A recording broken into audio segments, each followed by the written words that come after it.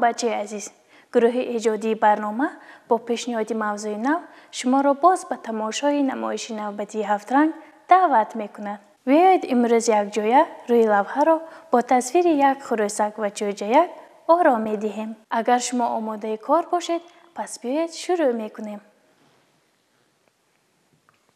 ما روی لوحه را اول با رسم خروسک آرام می‌دهیم و حالا باشد تصویر را از کله خروس شروع کرده این گونه به شکل نیم دوره اشاره کرده پس آن میگذاریم به اشاره کردنی گردنی خروسک. حالا باشد میگذاریم به تصویر تاج این گونه تاجی زیبا و افسانوی خروسک را تصویر کرده این گونه. حالا باشد میگذاریم به تصویر نولش این گونه. نولش را در حالت تصویر میکنیم که گویا او هنگام صبحگاهان جیغ زده ایستاده است این گونه. نولش را تصویر کردیم. حالا باشد میگذاریم به تصویر چشمانش این گونه. چشمانش را تصویر کرده. حالا باشد میگذاریم به تصویر قسمی درونی چشمش را نیز پوره کرده آن را با میشگان ها آرام میدهیم.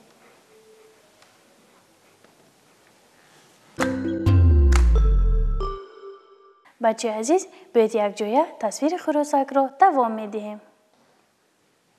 حالا ما زیر گردنش را با این گونه اشاره آرام میدهیم این گونه و حالا باشد میگذاریم به پوره کردن قفس سینه خروسک و این گونه پرها میگذاریم به پوره کردن تصویر خروسک این گونه. ما تصویرمان را دوام میدهیم و این گونه باشد بدن خروسک را پوره میکنیم این گونه پرهایش را اشاره کرده پوره میکنیم و حالا باشد با این اشاره ها دومی زیبای خروسک را تصویر خواهیم کرد این گونه. در حالت موجناک و زیبا ما دوم خروسک را تصویر کرده یک پر دیگر رو نیز اینجا نشان میدهیم و از پایان هم یک پر خردکک را به نظرها نمایان میکنیم همین گونه. بچه عزیز، من باوری دارم که شما نیز همراه من کار ایجادی خویش را دوام داده ایستاده اید. حالا ما تصویرمان را دوام میدهیم و در اینجا بال خروسک را اشاره کرده این گونه حاضر باشد آن را پوره میکنیم این گونه پرها را علایده تصویر کرده همش رو یک جایه تصویر میکنیم این گونه با این اشاره ها پوره کرده. حالا باشد میگذاریم به تصویر پای های خروسک و این گونه قسم های بالای پایش رو اشاره کرده این گونه حاضر باشد. در اینجا ما بعضی از پرها رو اشاره کرده پس آن میگذاریم به تصویر پای های خروسک. ما پای هایش رو این گونه اشاره کرده حاضر باشد میگذاریم به تصویر پنجه های خروسک این گونه آن را اشاره کرده در نوک آن ناخنچه های خردکک را این گونه به نظر نمایان میکنیم. حالا باشد میگذاریم به تصویر پای دیگر این پایش رو نیز با پنجه هایش تصویر کرده اینگونه پوره میکنیم و در این نیز اینگونه ناخونچه های خردکک را تصویر میکنیم.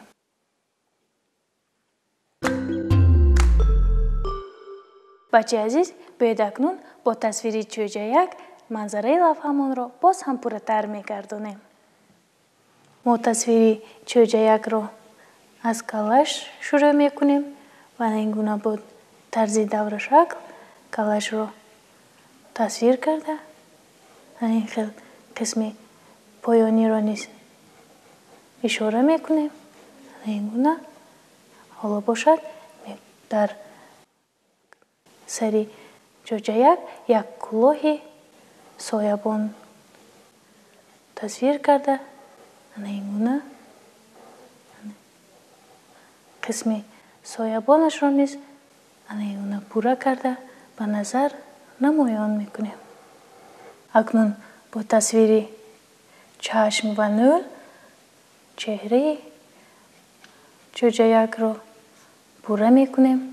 ما تصویرمان را دوام میدهیم و اینگونه چشمان جوجه یک را پوره کرده قسم های داخلی آن را تصویر میکنیم. اینگونه اشاره کرده آن را با میشگان ها آرام میدهیم اینگونه و حالا باشد میگذاریم به تصویر نول خردکک و زیبای جوجه یکمان. اینگونه در حالت تبسم کنان ما را تصویر کرده با این اشاره ها ابروانش را نمایان میکنیم. اکنون بیایید دیگر قسم های بدن جوجه یک را تصویر میکنیم. ما گردن جوجه یک را خیلی با پرهای خردکک اشاره میکنیم و حالا باشد میگذاریم به تصویر بدن جوجه یک. اینگونه بدنش را تصویر کرده حالا باشد میگذاریم به تصویر بالهایش. ما تصویرمان را دوام میدهیم و اینگونه بالهای خردکک و زیبای جوجه یکمان را اینطور تصویر میکنیم. حالا باشد میگذاریم به تصویر پایهایش. اینگونه پنجه های پایش را اشاره کرده اینگونه میگذاریم به تصویر پای دیگرش.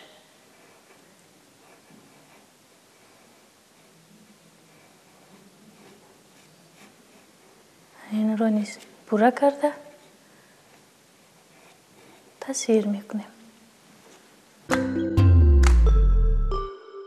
اکنون بیایید با تصویر سبزه و بوته ها لوحه‌مان را باز هم پوره تر میکنیم. ما تصویرمان را از همین طرف شروع میکنیم و هر جا سبزه ها را تصویر کرده میگذاریم به طرف دیگر و اینجا نیز هر جا سبزه و بوته ها را اشاره کرده میگذاریم به طرف دیگر. اینجا رو نیز پوره کرده هر جا زمین را اشاره میکنیم.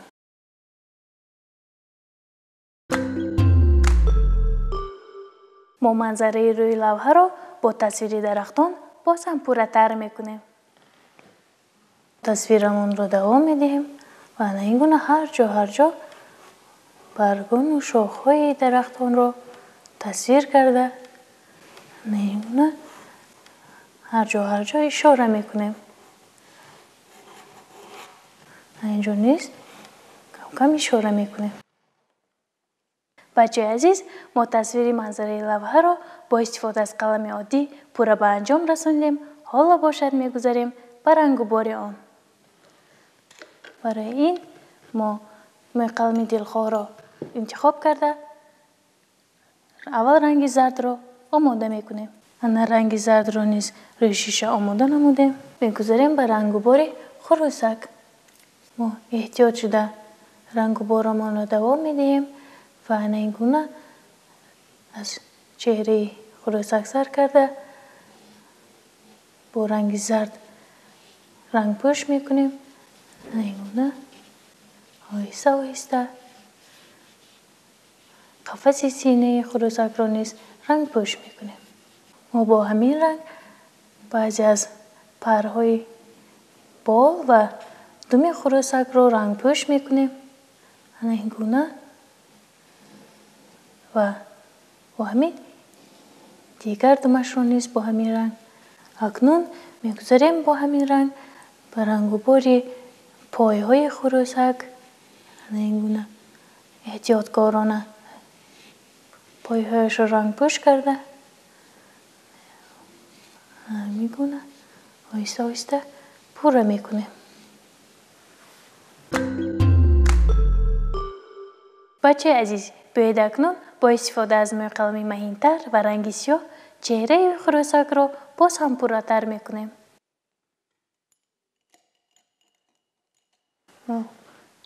мӯи қалами маҳинро интихоб карда ранги сиёҳро омода мекунем ва бо ҳамин мегузорем ба рангубор.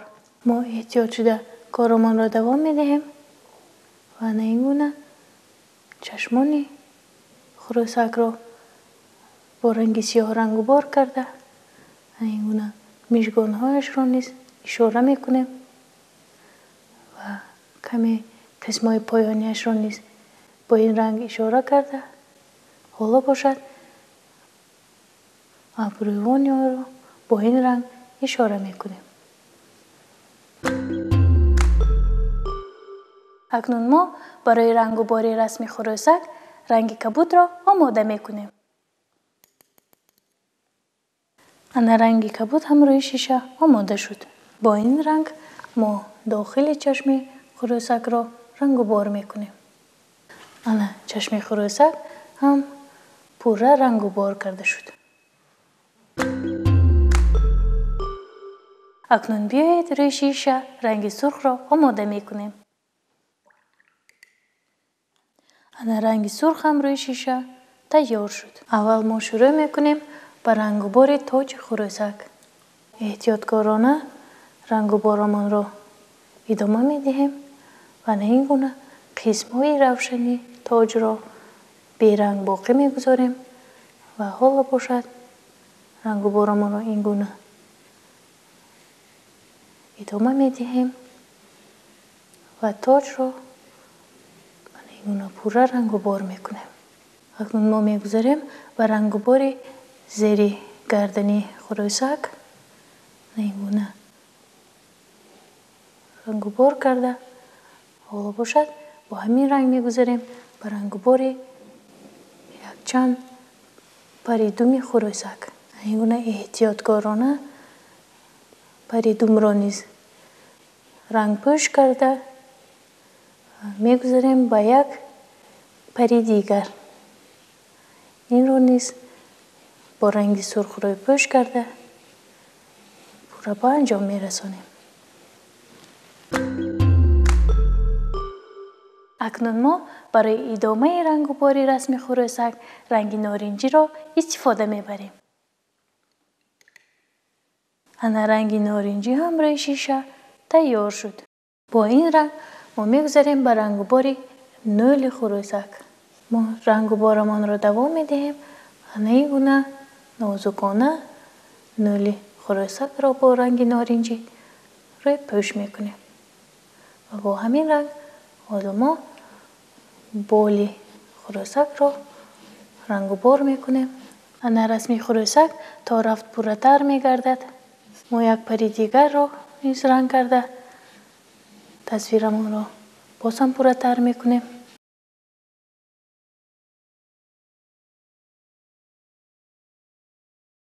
бо ҳамин ранги норинҷӣ мо расми хурусакро боз ҳам пурратар мекунем. мо саросема нушда коромонро давом медиҳем. ана ин гуна ҳар ҷо парҳои قفس سینه خروسک رو با این رنگ اشاره میکنیم. اینگونه و باز هم زیباتر میکنیم.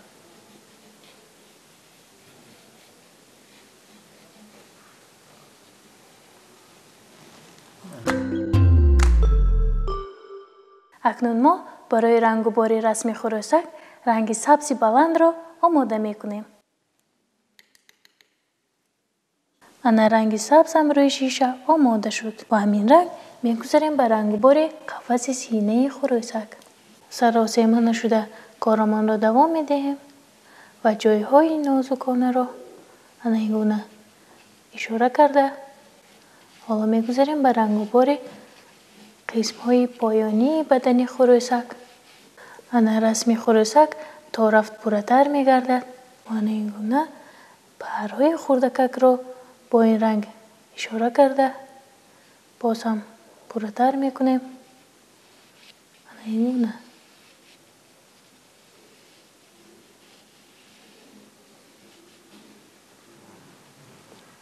ما باز رنگی تازه میگیریم و رنگ و بارمان را ادامه میدهیم. بدن خروسک هم تا رفت پوره و زیباتر گردیده شده است. اینگونه این قسم ها را نیز با این رنگ سبز روی پوش کرده پوره میکنیم.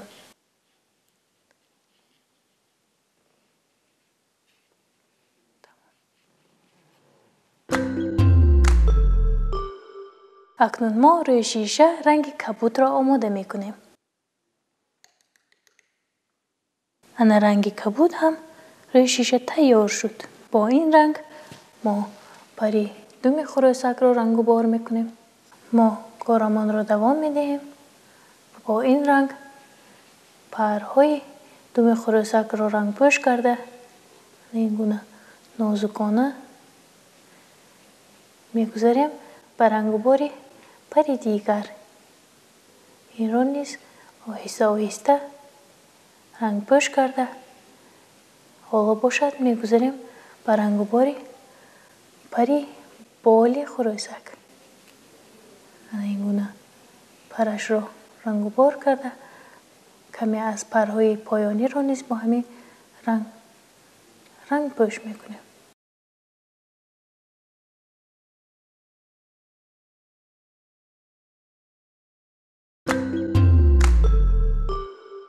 ما باری دیگر از رنگ زرد استفاده برده رسم جوجه یک را رنگ و بار میکنیم.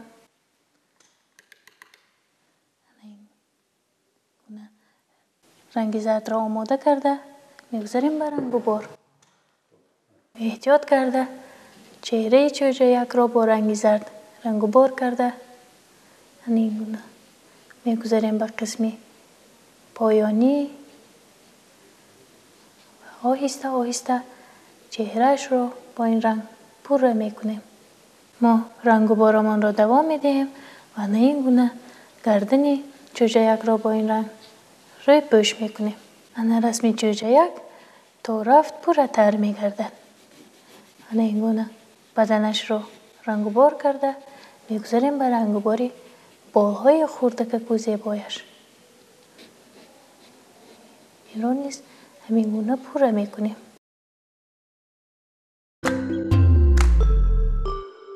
ما میبینیم که رنگ زرد الکی خشک شده است. باید اکنون رنگ و بارمان را با رنگ سیاه ادامه میدهیم. اینگونه رنگ سیاه را آماده کرده میگذاریم به رنگ و بار. چشمای جوجه یک را به نظر نمایان میکنیم و اینگونه نازکانه میچکانهایش را اشاره کرده میگذاریم به قسم داخلی چشم. این را نیز اشاره کرده حالا باشد میگذاریم به رنگ و بار چشم دوم. این را نیز اینگونه اشاره کرده باز هم پورتر میکنیم. ما بار دیگر از رنگ کبود استفاده میبریم و اینگونه درون چشمانش را پوره میکنیم. انا چشم جوجه یک را پوره کردیم و حالا باشد میگذاریم به چشم دیگرش. اینگونه чашмашро пура карда, ҳоло бошад мегузарем ба рангу бори соябони кӯлоҳи чӯҷача. Наигуна соябонашро низ рангпӯш мекунем ва боз ҳам зеботар мегардонем. мо бори дигар аз ранги сурх истифода мебарем. ранги сурхро омода карда мегузарем ба рангу бор. акнун мо худи кӯлоҳро рангу бор мекунем ва на ин гуна рахҳои сафедро низ беранг мегузарем барои боз ҳам зеботар гардидани кӯлоҳи чӯҷача.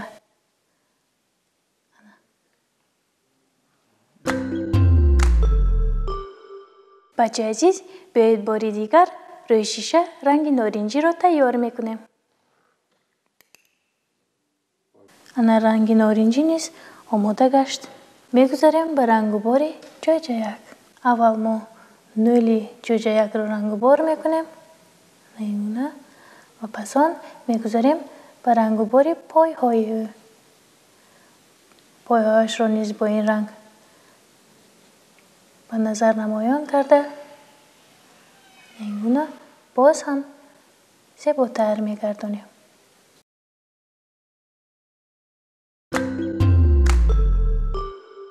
бачаи азиз, биёед акнун барои рангу бори зери пои чӯҷаяк ва хурусак боз ҳам аз ранги сабз истифода мебарем. ин гуна ранги сабзро омода карда мегузарем ба рангу бор. мо рангу борамонро аз ҳамин кунҷи коғаз шурӯъ мекунем. оҳиста оҳиста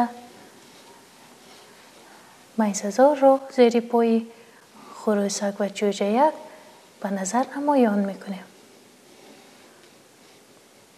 ин гуна қисмҳоро нозукона рангпӯш карда мегузарем ба қисмҳои дигар.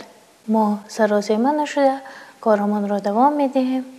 ана ин гуна буттаҳоро бо ранги сабз ишора карда ба назар намоён мекунем. ана зери пои хурусак ва чӯҷаяк бо ранги сабз қариб ки пурра рангпӯш карда шуд.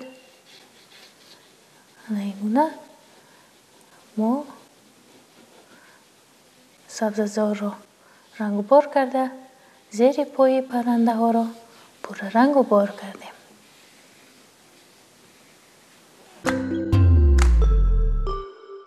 акнун мо барои идомаи рангубори манзараи лавҳа аз омӯзиши рангҳои сабз ва зард истифода мебарем. ана ранги сабзро тайёр кардем ва ҳоло бошад ба он ранги зардро омӯзиш медиҳем. мегузарем ба рангу бор. бо ҳамин ранг мо дарахтонро рангу бор мекунем ва саросема нашуда рангу борро давом медиҳем. ана ин гуна дарахтонро пурра рангу бор карда эҳтиёт карда корамонро давом медиҳем. ана ин гуна ҳоло бошад мегузарем ба қисмҳои поёнӣ. мо сарозема нашуда корамонро давом медиҳем. ана ин гуна гирду атрофи сабза ва қисмҳои поёниро рангпӯш мекунем. ана манзараи мо то рафт пурратар мегардад. ана ин гуна қисмҳои лавҳаро бо рангпӯш карда эҳтиёткорона мегузарем ба қисмҳои дигар. мо эҳтиёт шуда корамонро давом медиҳем ва кӯшиш мекунем ки рангҳои сабзи тайёр кардаи мо ба рангҳое ки хурусак ва чӯҷаякро ранг кардаем омӯзиш наёбад. ана манзараи мо қариб ки пурра рангу бор карда шуд. мо дарахтҳоро низ пурра рангу бор кардем. بچه عزیز رنگ سبز لکه خوش شد. باید اکنون رنگ و بارمان را با رنگ کبود ادامه می دهیم. رنگ کبود را این گونه تیار کرده می گذاریم به رنگ و بار. خاطررسان می کنم که ما با این رنگ فضای منظره لوحه را رنگ و بار می کنیم. خیلی کوشش می کنیم که با رنگ های دیگر آمیزش نیابد. این گونه احتیاطکارانه فضای لوحه را رنگ و بار می کنیم. این گونه سرازیمه نشده رنگ و باری فضا را دوام می دهیم و من باوری دارم که شما نیز همراه من رنگ و بار را ادامه داده ایستادید. فضای منظره لوحه قریب پورا رنگ و بار کرده شد. رنگ و بارمان را پورا می کنیم.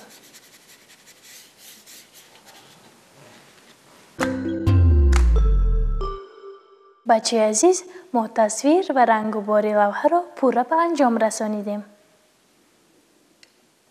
امروز ما روی لوحه را با تصویر خروسک و چوجک آرا دادیم. بچه عزیز، با همین نمایش امروزی ما به آخر رسید.